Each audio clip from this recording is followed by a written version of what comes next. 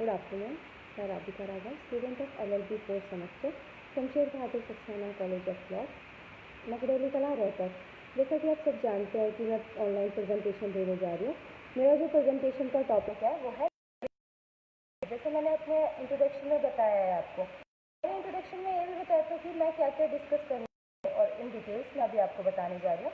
अभी मैं आपको टॉपिक इंट्रोडक्शन देने जा रही हूँ। जो मेरा टॉपिक है डेलीगेंसी, मैं इसमें क्या क्या कवर करूँ। फर्स्ट जो मैं कवर करूँगी इसमें अपने की पॉइंट्स कवर करूँगी। जुवेनाइल क्या है, डेलीगेंसी क्या है, क्राइम क्या है।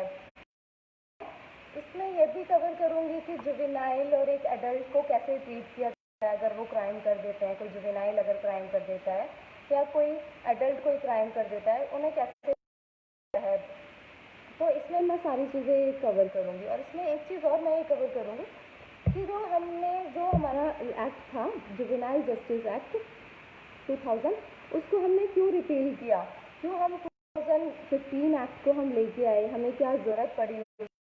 तो मैं ये सारी चीज़ें इसमें कवर करूँगी। और एक चीज़ और मैं ये बताना इसमें कि मेजर फैक्टर ऑफ जुवेनाइल के हैं, वो मैं क्या क्या इसके मेजर फैक्टर हैं, किसने जो हमारे क्रिमिनोलॉजिस्ट थे, सोशोलॉजिस्ट थे, उन्होंने क्या क्या अपने ओपिनियंस दिए थे कि ये मेजर फैक्टर हो सकते हैं। तो सारी चीज़ें मैं इसमें डिस्कस करूँगी। जो मैं अब आपको जुवेनाइल डेलीगेंसी डिस्कस करने जा रही हूँ। मैं फर्स्टली मैं जो डिस्कस करूँगी वो है डेलीगेंसी। डेलीगेंसी क्या है? डेलीगेंसी मीन्स टू ओमिट और to criminal behaviour especially that carried out by the juvenile. कोई भी जुवेनाइल है अगर वो क्राइम कर देता है तो जिसका क्रिमिनल बिहेवियर है दैट इज डेलीगेंसी। और जुवेनाइल क्या होता है, अब मैं कहूँगी डिफाइन कि जुवेनाइल क्या होता है। पर्सन अटेंड एज कर लेता है 13 की एज और बिलो 18 एज, तो वो जुवेनाइल कहलाते हैं। अगर कोई पर्सन है अगर क्राइम कर देता है, लाइक कोई डेलिक्वेंट, मैं अभी डिस्कस करूँगी कि डेलिक्वेंट क्या होता है। क्राइम कर देता है, वो अटेंड के लिए 13 की एज 18 से बिलो है, तो जो पर्सन क्राइम डेलिक्वेंट कहलाएगा। मीन्स लाइक हमारे लॉ में कोई क्राइम है, मीन्स कोई एक्ट इलीगल एक्ट है जो फॉरबिडन है, जो पनिशेबल है, अगर कोई भी पर्सन वो कर देता है जो बिलो 18 है और जिसने अटेंड कर दी हो 13 की एज, वो डेलिक्वेंट। अब मैं बताना चाहूँगी कि जुवेनाइल डेलिक्वेंसी मीनिंग क्या है। Under the age of 18 falls to as called as, जिसने अटेंड कर ली हो अपने 18 की एज एंड वो अपने लॉ को वो अपने जो हमारे लॉज हैं, सोशल लॉज हैं, जो कोई अगर पर्सन है वो गिल्टी में है, वो ऑबे नहीं कर पाता, वो फेल हो जाता है अपने लॉज को फॉलो करने में, वो जुवेनाइल डेलिगेंसी कहलाएगा। एग्जाम्पल देना चाहूँगी कि इसके एग्जाम्पल क्या है जुवेनाइल डेलिगेंसी के। अगर कोई जुवेनाइल है, वो ड्राइविंग कर रहा है, फर्स्ट ऑफ ऑल कि जो करना चाहिए, सॉरी वो डिस्टर्बेंस के लिए नेटवर्क इशू था। देन मैं कंटिन्यू करती हूँ अपना। What is crime? क्राइम क्या है? कोई भी अनलॉफुल एक्टिविटी जो अपने लॉ में फॉरबिडन हो, जो डिनाई कर रखी हो, जो पनिशेबल हो, कोई भी अनलॉफुल एक्टिविटी वो क्राइम कहलाती है।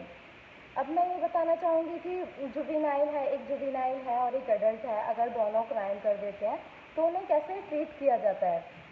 कि एक मैं ये बताना चाहूँगी कि अब जुवेनाइल और एडल्ट को कैसे ट्रीट किया जाता है अगर वो क्राइम कर देते हैं। तो फर्स्टली जो जुवेनाइल है अगर वो क्राइम कर देता है तो उसको एक जुवेनाइल कोर्ट में ही ट्रीट किया जाएगा, बट एडल्ट को एक रेगुलर कोर्ट में ट्रीट किया जाता है। उसकी जो प्रोसीडिंग होती है, उसका जो ट्रायल है वो रेगुलर कोर्ट में चलता है। और जो क्राइम है अगर ये सेटिस्फाई हो जाते हैं अगर कोर्ट की, हाँ वो उसने क्राइम कर रखा है जुवेनाइल ने, तो उसको एक बोस्टल हाउस में रखा जाता है, जिसे कहते हैं किशोर कारागृह। बट जो जुवेनाइल है उसको रेगुलर जेल में ही उस एडल्ट को रेगुलर जेल में ही रखा जाता है। अब मैं ये बताना चाहूँगी कि अगर ये दोनों मिलके अगर क्राइम कर देते हैं, लाइक ग्रुप बना के जुवेनाइल और एडल्ट, एक ऑर्गेनाइज्ड क्राइम कर देते हैं, तो उसमें जुवेनाइल को जैसे जुवेनाइल को ट्रीट किया जाएगा ऐसे ही ना तो अडल्ट को ट्रीट किया जाएगा, या अडल्ट को जैसे ट्रीट किया जाएगा वैसे ही हम जुवेनाइल को ट्रीट नहीं कर सकते। दोनों का प्रोसीजर अलग है, उसी को ऐसे ही ट्रीट किया जाएगा जैसे एक जुवेनाइल को ट्रीट किया जाता है, उनका प्रोसीजर सेम नहीं चल सकता। बट जो जुवेनाइल है, अगर कोई हीनियस क्राइम कर देता है, अगर कोर्ट को लगता है कि बहुत ही ज़्यादा हीनियस क्राइम है, तो वो डिपेंड करता है उसके क्राइम के ऊपर भी, वो डिपेंड करेगा कि वो किस कोर्ट में उसे ट्रीट किया जाएगा। अब मैं आपको 2 केसेस डिस्कस करना चाहूँगी इसमें। फर्स्टली जो केस है वो निर्भया केस, आप सभी जानते होंगे निर्भया केस के बारे में। एंड सेकेंड जो केस है वो स्पोर्ट्स फिक्सिंग केस है 2010 का। फर्स्ट मैं डिस्कस करने जा रही हूँ स्पोर्ट्स फिक्सिंग केस 2010 का। उसमें जो था 3 मेंबर्स थे, 3 पर्सन्स थे इसमें उसमें क्राइम में, जिसमें ये था कि जो 2 मेंबर्स थे, 2 पर्सन्स थे वो अडल्ट थे, और जो 1 पर्सन था उसमें वो जुवेनाइल था, और आर कन्विक्टेड। बट जो जुवेनाइल था उसको जुवेनाइल होम में रखा गया था, उस ऑब्जर्वेशन होम में रखा गया था, उसे बोस्टल हाउस में रखा गया था। बट जो 2 एक्यूज थे उनको रेगुलर जेल में रखा गया था। अब मैं डिस्कस करना चाहूँगी आपको जो निर्भया केस था, जो केस था उसकी, जो निर्भया केस था वो 16 दिसंबर 2012 का केस था। उसमें जो मेंबर्स थे, उसमें जो क्राइम था उसमें जो मेंबर्स इन्वॉल्व थे, जो पर्सन इन्वॉल्व थे, जो सभी मेंबर्स एडल्ट थे, बट उसमें एक मेंबर जो था वो जुवेनाइल था। इसमें आप सभी जानते हैं कि बहुत ज़्यादा हीनियस क्राइम था, बट फिर भी उसको सिर्फ ओनली 3 इयर्स की ही पनिशमेंट दी गई थी, और उसका जो प्रोसीजर है, उसका ट्रायल प्रोसेस है, उसकी जो पनिशमेंट है वो जुवेनाइल कोर्ट में ही उसका प्रोसीजर चला था, और जो उसकी पनिशमेंट है वो ऑब्जर्वेशन होम में ही रख के उसे पनिश किया गया था। इसके लिए बहुत ही प्रोटेस्ट हुआ था कि उसके बाद जो न्यू एक्ट आया 2015 एक्ट को इंट्रोड्यूस किया गया था, जुवेनाइल जस्टिस एक्ट 2015। इसमें बहुत सारी डेफिनेशंस को इंट्रोड्यूस कराया गया, बहुत सारी डेफिनेशंस हैं जिनको चेंजेस लाया गया, जिसमें जो चेंजेस लाया गया वो डेफिनेशन थी चाइल्ड की, जुवेनाइल की, जिसमें चेंजेस आया। मैं आपको डिफाइन करना चाहूँगी पहले जो इसमें डेफिनेशन में चेंजेस आया। जो चाइल्ड थे वो उसकी डेफिनेशन जो थी वो 18 ईयर कर दी थी, बिलो 18 ईयर, और on the date of commission of offence, means जिस डेट से उसने ऑफेंस किया है उस डेट से उसकी एज को कंसीडर किया जाएगा। ऐसे ही सेम जुवेनाइल की एज को 18 कर दिया गया था, बिलो 18, और on the date of commission of offence, इसमें भी यही चीज़ रखी थी कि जो वो ऑफेंस करेगा उसी डेट से उसे कंसीडर किया जाएगा, उसकी एज को कंसीडर किया जाएगा। जो उसमें मेजर जो चेंजेस आए थे एक्ट में वो ये था कि ऑफेंसेस को इन्होंने 3 टाइप्स में डिस्ट्रीब्यूट कर दिया था। फर्स्ट जो था जिसने डिस्ट्रीब्यूट किया था वो पैटी ऑफेंसेस, सेकंड था वो सीरियस ऑफेंसेस, एंड थर्ड था हीनियस ऑफेंसेस। जो पैटी ऑफेंसेस थे उसमें बिलो जो 3 ईयर इम्प्रिजमेंट थी वो सारे पैटी ऑफेंसेस में कंसीडर की गए।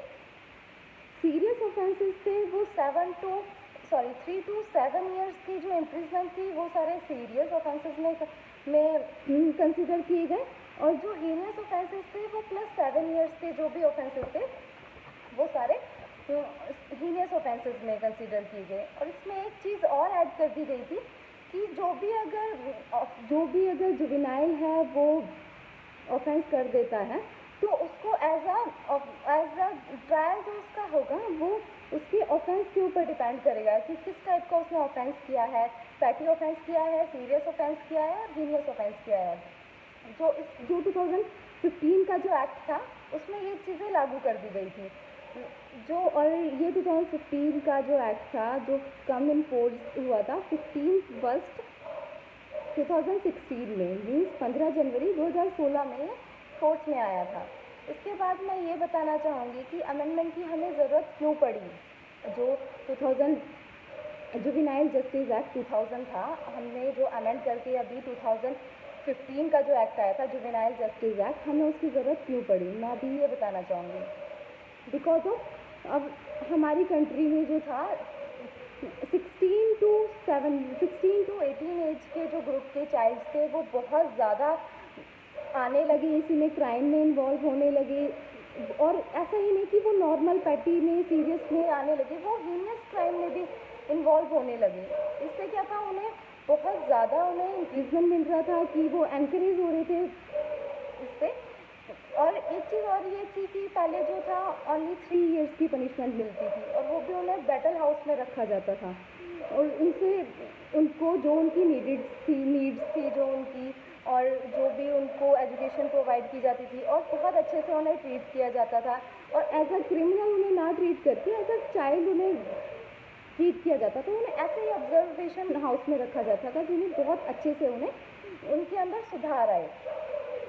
तो इससे क्या था, बहुत ही मिसयूज़ होने लगा इन चीज़ों का।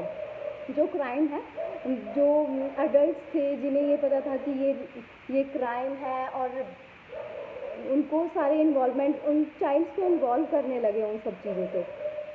मीन्स कि अगर किसी पर्सन को ये पता है कि ये मर्डर है, इससे इतने साल की इम्प्रिजमेंट होगी, तो वो खुद ना करके चाइल्ड्स को इन्वॉल्व करने लगे उन सब चीज़ों में कि चिल्ड्रन को इन्वॉल्व किया जाए, ओनली 3 इयर्स की पनिशमेंट होगी, उसके बाद वो फ्री होगा। जैसा कि निर्भया केस में हुआ था कि वो बहुत ही हीनियस क्राइम होने के बाद भी ओनली वो 3 इयर्स की ही पनिशमेंट, उसे इम्प्रिजमेंट मिली थी और इम्प्रिजमेंट भी ना करके उसे ऑब्जर्वेशन पीरियड में रखा गया था और अब वो फ्री है। तो इसीलिए लगा कि जुवेनाइल जस्टिस एक्ट को रिपील करके 2015 का जो एक्ट लाया जाए और अब वो इन्फोर्स में है। अब मैं एक चीज़ और डिस्कस करना चाहूँगी आपको कि अगर कोई पर्सन है, अगर वो क्राइम कर देता है और वो 18 है और फिर वो वहाँ से भाग जाता है, ऑफेंडर हो जाता है, तो उसको ये कंसिडर, उस ऑफेंडर हो गया, उसके बाद पुलिस ने उसे अरेस्ट किया।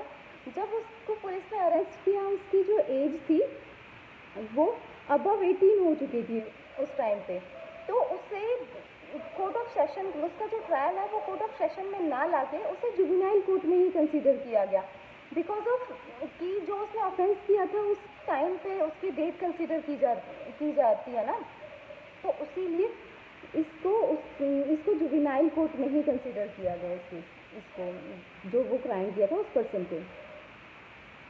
और एक चीज़ और मैं ये बताना चाहूँगी, अगर कोई चाइल्ड अगर क्राइम कर देता है तो उसे जेल में ना रख के उसे जर्नली उसे बेल मिल जाती है, और किसी केसेस में ऐसा होता है कि वो जर्नली बेल नहीं मिल पाती उसे, और उसे जेल में रखने के लिए ऐसा लगता है कि उसे जेल में रखना पड़ेगा, तो उसके लिए भी उसे ऑब्जर्वेशन में ही रखा जाएगा, उसे जेल में नहीं रखा जा सकता। और एक चीज़ और है इसी में जुवेनाइल जस्टिस में कि अगर कोई चाइल्ड है, कोई क्राइम कर देता है और बहुत ही हीनियस क्राइम है जिसकी लाइफ इम्प्रिजमेंट, जिसकी पनिशमेंट लाइफ इम्प्रिजमेंट है और डेथ पेनल्टी है, बट चिल्ड्रंस को हम ना तो लाइफ इम्प्रिजमेंट दे सकते हैं और ना ही डेथ पेनल्टी दे सकते हैं इसके बारे में। अब मैं ये बताना चाहूँगी कि इसके मेजर फीचर्स क्या क्या हैं। जो हमारे क्रिमिनोलॉजिस्ट हैं, जो हमारे सोशियोलॉजिस्ट हैं, उन्होंने अपने व्यूज़ दिए हैं, क्या अपने पॉइंट्स रखे हैं, मैं वो बताना चाहूँगी आपको। फर्स्ट जो उन्होंने ये बोला है कि एक फैमिली भी मेजर इशू हो सकता है, इस चीज़ का मेजर कॉज हो सकता है जुवेनाइल्स के क्रिमिनल होने का। लाइक फर्स्ट जो है इन फैमिली में ब्रोकन फैमिली भी एक मेजर इशू हो सकता है इस चीज़ के लिए। लाइक पेरेंट्स हैं एक दूसरे की रिस्पेक्ट नहीं करते हैं, ब्रोकन फैमिली है, एक दूसरे को अब्यूज वर्ड यूज़ करते हैं, तो उस चीज़ से भी चिल्ड्रंस के ऊपर बहुत ज़्यादा इफेक्ट होता है। उस चीज़ से भी चिल्ड्रंस को लगता है कि पेरेंट्स की जो वर्डिंग्स है वो कैच करते हैं, और ये भी मेजर कॉज हो सकता है जुवेनाइल को क्राइम करने के लिए। और सेकंड जो है उसका है सिंगल पेरेंटिंग भी एक मेजर कॉज हो सकता है जुवेनाइल को क्रिमिनल बनाने में। एक सिंगल पेरेंटिंग मीन्स कि पेरेंट्स हैं, डाइवोर्स हो चुका है और चाइल्ड है, उसको इस चीज़ का उसके ऊपर बहुत ज़्यादा इम्पैक्ट पड़ता है इस चीज़ के लिए। मीन्स जो सिंगल पेरेंट है वो अपना बिजनेस भी देखेगा, अपने और अदर वर्क भी देखेगा, और क्या होता है कि वो लगा देते हैं अपने उसमें, अपनी केयर टेकर के लिए, उसके लिए, बट उसके लिए भी उसके ऊपर बहुत ज़्यादा इम्पैक्ट पड़ता है, तो ये भी मेजर कॉज हो सकता है उसके लिए। एक साइकोलॉजिकल रीज़न भी एक हो सकता है, मीन्स कोई पर्सन, कोई चाइल्ड है वो मेंटली इल है, डिप्रेस्ड है, हाइपर बिहेवियर है उसका, बहुत ज़्यादा इम्पल्सिव नेचर है उसका, तो ये भी एक मेजर कॉज हो सकता है जुवेनाइल्स का क्राइम में। और जो फैमिली में एक यारी बंधन, वो क्राइम किया है उन्होंने, और उसका सोसाइटी में बहुत ज़्यादा इम्पैक्ट पड़ता है इस चीज़ से, बिकॉज जो पेरेंट देखते हैं वो यही देखते हैं, सॉरी सोसाइटी जो देखती है कि वो ये देखती है कि वो बोलने लग जाती है कि भाई ये क्राइम, इसके पेरेंट ने ये क्राइम कर रखा है, ये ये ये उसका चाइल्ड है कि उसने इम्प्रिजमेंट काट के आया है, तो ये भी मेजर कॉज हो सकता है उस चीज़ के लिए। और एक चीज़ और मैं बताना चाहूँगी, अपने ब्यूरो स्टैटिक की रिपोर्ट में जो उन्होंने ये बोला है कि 73% जो चिल्ड्रंस थे वो क्राइम कमिट चाइल्ड है उन्होंने क्राइम कमिट किया है, तो ऑल जो है वो फैमिली के साथ रहते हैं, और वो एज अ इंस्टीट्यूशन वो अपनी रिस्पॉन्सिबिलिटी को पूरा, प्रॉब्लम जो सोशल प्रॉब्लम है वो भी एक मेजर फैक्टर हो सकता है इस चीज़ का। मीन्स की जो सोसाइटी है वो चिल्ड्रंस हैं, जो लेबर हैं, जो झुग्गी झोपड़ियों में लोग रहते हैं, या आसपास की सोसाइटी है जो वो ऐसी है जिससे ये नहीं पता लग पाता कि उन्हें क्या सही है क्या गलत है, तो ये भी स्टूडेंट्स के लिए थोड़ा सा नेटवर्क इशू हो गया था, मैं इसको आगे कंटिन्यू करना चाहूँगी। मोरल प्रॉब्लम भी इसका एक मेन इशू हो सकता है, मीन्स कोई फैमिली है अपने चाइल्ड को रिस्पेक्ट करने में मतलब कि बड़े को कैसे रिस्पेक्ट किया जाता है, छोटे से कैसे ट्रीट किया जाता है, उन सब चीज़ों में भी वो फेल हो जाती है, तो एक मॉरल प्रॉब्लम भी एक इशू हो सकता है, बिगेस्ट इशू हो सकता है। एक पेरेंटिंग फैमिली ऑल्सो एक बिगेस्ट इशू हो सकता है इसी चीज़ का। तो जो ये था, मैं जो मैंने अभी आपको बताया ये सारा कुछ जुवेनाइल डेलिक्वेंसी के ऊपर था, एंड मैं आशा करती हूँ कि आप सभी को ये समझ में आया होगा। थोड़ा प्रॉब्लम था, नेटवर्क इशू था, इसके लिए sorry, and thank you so much.